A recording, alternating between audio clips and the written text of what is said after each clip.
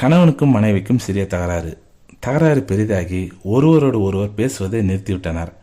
ஒரு நாள் கணவன் தொழில் விஷயமாக அதிகாலை 5 மணிக்கு புறப்பட வேண்டியிருந்தது. மனைவியிடம் நேரடியாக சொல்ல சுயமரியாதை இடம் தரவில்லை. அதிகாலை 5 மணிக்கு எழுப்பிவிடு என்று ஒரு தாளில் எழுதி மனைவியின் தலையணையின் கீழ் வைத்துவிட்டு மனைவி காலையில் தன்னை எழுப்பிவிடுவாள் என்ற நம்பிக்கையில் தூங்கிவிட்டான். காலையில் எழுந்து நேரத்தை பார்த்தால் மணி 7. பயங்கர கோபத்தோடு மனைவியை பார்த்தான். ஏன் என்னை எழுப்பிவிடவில்லை என்று கோபமாக கேட்டான். மனைவி அமைதியாக கணவனின் தலையணையை காட்டினாள். அதன் கீழ் ஒரு தாளில் மனைவி எழுதி வைத்திருந்தாள், மணி 5 ஆகிவிட்டது, எழுந்திருங்கள் என்று.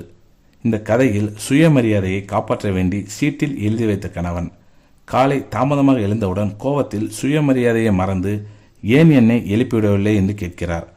முதல் நாள் இரவு கொஞ்சம் தனது சுயமரியாதையை மறந்து மனைவியிடம் எழுப்பிவிட சொல்லியிருந்தால் பயணம் தடைபட்டிருக்காது. இதே தவறைத்தான் இன்று நம்மில் பலரும் செய்து கொண்டிருக்கிறோம். முதலில் சுயமரியாதையை யாரிடம் எங்கே காட்ட வேண்டும் என்று தெளிவாக புரிந்து கொள்ள வேண்டும். மனைவி என்பவள் உன்னில் ஒரு பாதி, உன் உயிரில் ஒரு பாதி, உன் உடலில் ஒரு பாதி. அப்படிப்பட்ட மனைவியிடம் கொஞ்சம் ஈகோவை மறக்க பழகுங்கள். இது ஆண்களுக்கு மட்டுமல்ல, பெண்களும் இதே தவறைத்தான் செய்கிறார்கள். இதனால் பாதிக்கப்படுவது இருவரும் தான்.